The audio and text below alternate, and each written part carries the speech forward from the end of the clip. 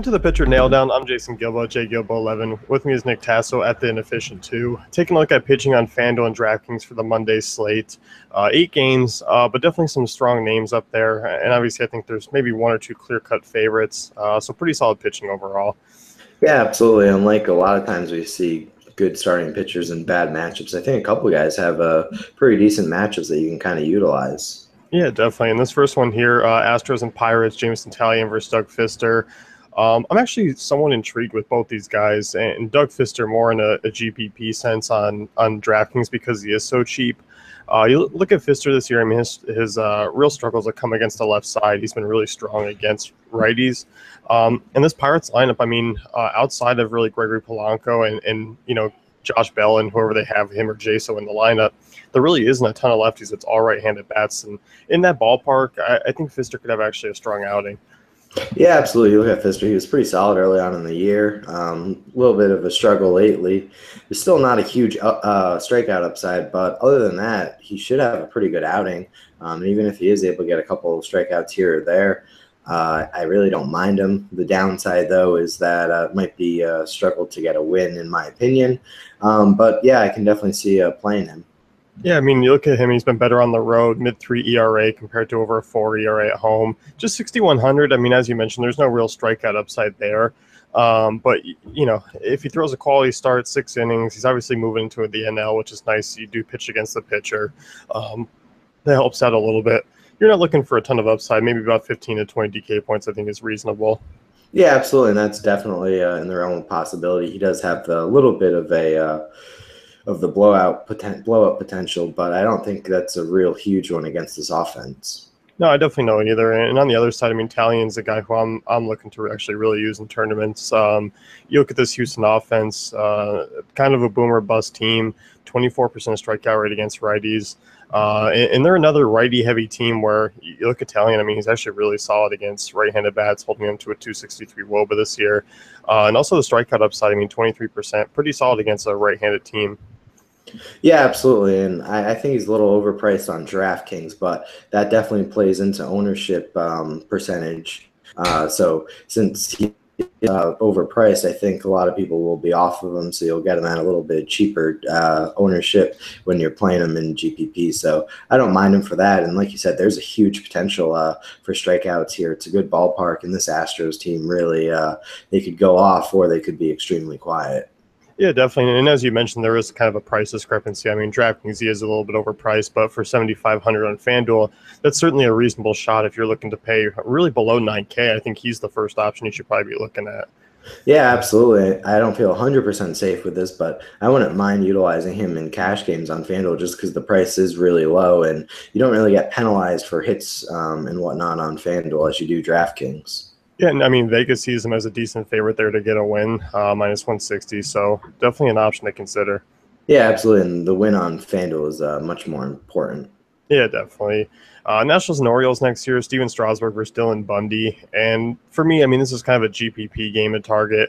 Obviously, look at Strasburg. I mean, kind of been a little bit volatile of late, but certainly isn't a good matchup here against Baltimore, who obviously has some strikeout upside. 22% strikeout rate against righties. Obviously, we know Strasburg has that potential upside, but as we saw in his last start, there certainly is the blow-up factor.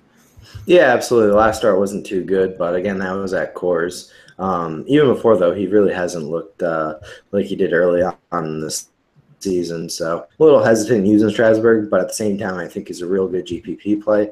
This Baltimore offense is pretty similar, in my opinion, to the Houston offense, where they could really go off or they could just be quiet, and Strasburg could strike out a lot of batters. So I really don't mind him here, even though I think his price is a little bit higher than it should be. He still is in play, I think, on both sites for me for GPPs. Yeah, I think so. And as you mentioned, I mean, the price, in comparison to what he has been this season, where you see him really up above 12K and even near 13K in some matchups, it is kind of a discount from where he's been. So I'm certainly okay using him. Yeah, absolutely. But at the same time, he hasn't been as good, so I think that's kind of why the discount is there. But who knows? I mean, he still has a lot of potential in this matchup. Yeah, it definitely does. And as far as Dylan Bundy goes on the other side, I mean, a couple of tough matchups in a row for him. Obviously, I mean, against the Giants, against the Red Sox, the teams that don't strike out a ton. He pitched well against the Giants, had some issues with Boston. I could definitely see using him once again on DraftKings as 6,600. There is some strikeout upside with him. He does miss plenty amount of bats. Nationals kind of an average strikeout team against righties. I mean, they have definitely climbed up. I think the addition of Trey Turner is something that's really helped them. But they're still a volatile offense. Yeah, absolutely. I agree with you there. You look at Bundy, and the last two games haven't been too good in the strikeout department, but again, against two teams who really don't strike out too much. So you really can't blame them for that. National team, a bunch of lefties who could really do some damage, but at the same time, they still have a good amount of righties in there that I think Bundy could kind of control and kind of strike a lot of guys out as well. You get the discount compared to some of the other guys on the slate, so I don't mind him at all in GPPs, and I think his ownership level should be a little bit down because I think everyone's a little disappointed over his last few starts. Yeah, definitely. And obviously, you look at this game in general. I mean, both teams are projected for right around 4.5 runs, which is always kind of a one to stay away from. But I think that kind of puts them in good GPP territory. Yeah, absolutely. And even though this game is at Camden Yards, I think both stars have a real high strikeout potential in this matchup. Yeah, they definitely do. David Price and Blake Snell next year. Rays and Red Sox. Red Sox are minus 140 favorites there in Tropicana. Last start, I mean, David Price had a phenomenal outing against this Rays team, which certainly I could see that happening again. I mean, obviously they did get Forsythe back, which does hurt a little bit, but this team against lefties, I mean, they've been dropping down lower and lower, 22nd WOBA, but now 26% strikeout rate. So that certainly is something that puts Price into that high ceiling possibility. But I also do feel like his floor is maybe a little bit lower than one, say, a Carrasco or a Lester tonight. Yeah, absolutely. Look at David Price, and he's pitched a little bit better as of late, but he's still kind of so-so. But like you referenced, his last start against Tampa Bay, he had 10 strikeouts, and the one before that, too, he also had 10 strikeouts. So I think he's on a little good run against his former team. Ballpark factor definitely helps him out a little bit more than some other pitchers coming into St. Petersburg, just because he's pitched there so much in his career. So I definitely like him here. I still am a little hesitant, though, just because he's still giving up a bunch of hits. I really don't know what's going on with him, but he's been able to get a couple wins lately, so you kind of hope he kind of goes that route in this matchup. Yeah, that's one of the things. I mean, if you look at Price, I mean, he's a guy who does allow a lot of hits. And I think that Arizona game is one of the perfect examples of what his possible outcome could be, which still isn't bad. I mean, you got 25 DK points, but obviously 10 hits, 3 earned runs, 8 strikeouts. It all kind of balances itself out. But there still is some strong upside there. Yeah, absolutely. You obviously want more from David Price when you're paying that much for him, but 25 fantasy points you would be happy with regardless. Yeah, definitely. On FanDuel, I mean, $1,000 difference from Lester is certainly one to consider as well. Yeah, absolutely. I really don't mind his price on both. But at the same time, if you're able to get up to Lester, you might as well go that route. Yeah, I think so too. And as far as Blake Snell goes, I think it's too tough of a matchup for me to really consider, even though Snell is a viable option at times. I just don't think it's in play here against the Sox. Yeah, I agree with you there. He's started 12 games, and in 10 of those games, he's given up 2 earned runs or less. So he definitely is a pretty good option going forward. I just don't think his strikeout potential in this matchup really is going to bode well for him, even though on DraftKings his price is a little bit down than what it's used to. Yeah, definitely. And he's a guy who does walk a ton of batters. I mean, obviously, you referenced that strikeout rate has been pretty solid. He's able to kind of get out of that. But with a team like the Sox, and when they don't strike out a ton, it does kind of hurt you if you are walking guys. Yeah, absolutely. Even though this game is still in St. Petersburg, I think he could still find himself in some trouble. Yeah, definitely. Rockies and Brewers next year, Chad Bettis versus Jimmy Nelson. Both these guys, I mean, it's not in Coors, but it's in Miller Park, which is another solid hitter's park. I really don't want any piece of these two right-handers. I think this one is going to be one for a lot of offense. Yeah, I'm definitely off both these guys. Look at Bettis; he has almost 5.5 ERA away from Coors Field, so definitely shying away from him in this matchup. Even though I don't mind his price tag on DraftKings, 5,200, but I still don't want to do that. And then you look at Nelson. In 3 of his last 4 games, he's given up 6 earned runs, and even though Colorado's not in Coors right now, they still have some potential in all those bats. Yeah, they definitely do. And even if Charlie Blackman's not in the lineup, I mean, still really the top 4 or 5 guys there are certainly capable of getting a Nelson. Yeah, absolutely. I like their dynamic with the lineup they have now with Dahl, who's leading off. So I think they definitely kind of gel together a little bit better. Yeah, I definitely agree. Braves and Diamondbacks next here is Zach Godley versus Mike Foltynewicz.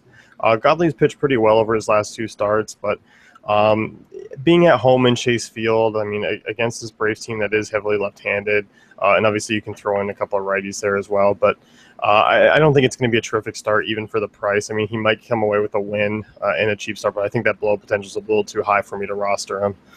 Yeah, I definitely agree with you there. You look at Godley, and he's a little bit better, but the factor being at Chase Field really is going to hurt him. Left bunch of lefties in that lineup. You look at Freeman, who could really do some damage. He's been hot lately, so I'm staying away from Godley, and at the same time, I'm staying away from Foltynewicz as well. Ballpark just not a huge thing for me, and I know Foltynewicz struggled mainly against lefties, and there's not too many in this Diamondbacks lineup, but there's still a couple who could hurt him. Yeah, it definitely could. I mean, you got guys like Jake Lamb in the middle of that lineup, and even obviously guys like Yosmani Tomas has been heating up. Same thing with Segura. It's still troublesome for those righties as well. Yeah, absolutely. They got a bunch of guys in there, and even a guy like Michael Bourne, if he gets the start, he could do some damage at the top of the lineup potentially. Yeah, he definitely could. So as always, I mean, it always seems like Chase Field is just kind of a stay away situation. Yeah, it's typically Chase, Great American Ballpark, Coors, obviously, and Miller Park are those ones where you have to be a little hesitant if you want to use a starting pitcher. Yeah, definitely do. Indians and A's next here. You got Carlos Carrasco, Andrew Triggs. Carrasco is kind of one of the other pitchers. I think out of the top ones, I think he might be probably the lowest owned. Just because you obviously look at Oakland's strikeout upside, it doesn't really give you a ton. But I do think with Carrasco, the way he's pitched this year on the road, I mean, below a 2 ERA, averaging over a strikeout per inning, I actually like him a lot as kind of, I don't know how sneaky he'll be, but in terms of a low ownership out of the Aces, I think he'll be the lowest. Yeah, absolutely. I could definitely see that. I mean, it's still Oakland, even though the strikeout percentage isn't really there. They don't have too much in that lineup that really excites you against right-handed pitchers. So I definitely could see Carrasco having a really good start game in the Coliseum. So that definitely is going to benefit him as well. My thing about him is I think there's a little power in there that just might get to him. But even so, I think he still should come away with a pretty decent outing. Yeah, definitely. He's still going to have to worry about guys like Chris Davis, who just continues to power off home runs. Same thing with Vogt. Obviously, 2 guys in the middle of the order there. But you look at Carrasco, I mean, 11.6% swinging strike rate. I mean, obviously, Quintana, I mean, had a successful day, obviously different-handedness. But A's, I mean, kind of in the second half have been more closer to an average strikeout rate than what we projected them for earlier in the year. Yeah, absolutely. I mean, we all like Oakland when they're facing a lefty, so that definitely bodes well for Carrasco since there's a lot of righties in this lineup here. But I'd just stay away from Chris Davis if I was Carrasco. He's really hit righties well this year. But other than that, there's not too many guys in that order that really scare me. No, I'm definitely not afraid either. And as far as using Triggs here, obviously an inexperienced right-hander against this Indians offense, even though the Indians offense is on the road, obviously decent ballpark, I don't feel like you need to dive down there. No, I mean 4,000 is kind of appealing on DraftKings, but at the same time, it's appealing. It could also be disastrous to your fantasy team if you dip down to that low. Yeah, it definitely could be. And I feel like given that there's no core slate, I mean, obviously there still are some high-price offenses. I feel like guys like Bundy are kind of maybe the more intriguing pay-down options. Obviously, Fister, I think there's a little bit less blow-up potential with them. Yeah, absolutely. More in that range rather than the bottom barrel 4,000 range. Yeah. Next one here, you got the Yankees and Mariners, Michael Pineda versus Cody Martin. Michael Pineda, I mean, obviously pretty cheap, but I don't trust him in this matchup against Seattle. I just think that lineup overall is too tough for him to get through, even though he is in a better ballpark than Yankee Stadium. Safeco's actually been actual spot for a lot of home run potential, so I'm kind of just worried about Pineda in this matchup. Yeah, absolutely. Every time I look at the home runs per park, per game, I mean, it's Safeco is up there number one in the American League, which just is mind-boggling to me. And with Pineda, who we all remember can give up bunches of home runs at any given moment, I just think it's a bad idea to throw him in there. There's just too many power hitters in there, even though they don't always connect. There's the potential there is just devastating for Pineda. Yeah, definitely. I mean, look at the Mariners. I mean, a top 10 team in WOBA. As you mentioned, there are some power numbers there, 175 ISO against righties. So I'm just kind of staying away. And even with Martin, I mean, obviously the Yankees lineup isn't a strong one, but with the youth there, they got a little rejuvenation as far as the offense goes. So I think it's more of a new and stay away for Martin there.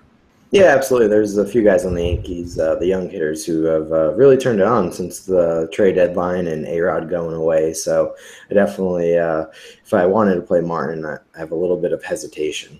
Yeah, definitely. Even though he is cheap, it's kind of like, I'll make it work with someone else. Yeah, absolutely. Unless something happens with the lineup and you see a bunch of old guys like McCann and Teixeira both in the lineup, then I probably wouldn't use Martin at all. Yeah. Cubs and Padres next year, Jon Lester versus Edwin Jackson. And, I mean, it's been a constant stretch here where we've been rolling out lefties versus the Padres, and it's paid off. And really ever since they dealt Melvin Upton and Matt Kemp, that lineup's been really bad against southpaws. And obviously Jon Lester, I think, comes in as one of the top options of the night, if not the top option. Everything kind of checks off for him tonight. Yeah, I agree with you. I think he is the clear-cut number one for me. I know his price is the highest, but I still like him, and I still think you're able to fit a decent lineup in there with whoever you kind of plug aside next to him at the starting pitcher too, or if you just use him solo on FanDuel. I just think there's so much upside in this matchup for him. Yeah, definitely. Look at that Padres strikeout rate against lefties, 25%. Lester's had a decent strikeout rate himself this year, about the same 10.3 swing strike percentage as well. So overall, heavy favorite. You expect him to get backed by a lot of offense, even in that ballpark. Even though he's been better at Wrigley, obviously this is certainly an upgrade for him. Yeah, absolutely. I have a weird feeling, though, that Edwin Jackson's going to have another nice outing. It's just one of those things when you expect Jackson to blow up, he kind of has an okay outing. So I don't know. I'm a little hesitant, but I definitely think Lester should get the win here kind of easily. So I think if you have the cap space, you definitely play him. Yeah, definitely. And it's funny because I kind of have the same feeling with Jackson. Where obviously we've seen that blow up potential. I mean, 8 runs against Tampa. You look at a few starts before that, 6 against Cincy. And then he was kind of okay, kind of average in between those other ones. Had some decent starts against Pittsburgh and Milwaukee. I don't know. Cubs offense here, it could be tough. But obviously, I would not be surprised if Edwin Jackson kind of turns it on a little bit. Yeah, I'm not advocating to play him at all, but I think he could come away with a decent outing. So he's just one of those weird guys. I can't believe he's still hanging around. Yeah, it was funny. I saw on Twitter. I mean, he's played for so many teams, it's almost like he has a revenge game in about half the league, and the Cubs are another one. Absolutely. I think that was one of Theo's gets for the Cubs a little while back. Yeah, so it should be a fun one, though. Obviously, you expect Lester to be the top option in that one. Yep, definitely agree.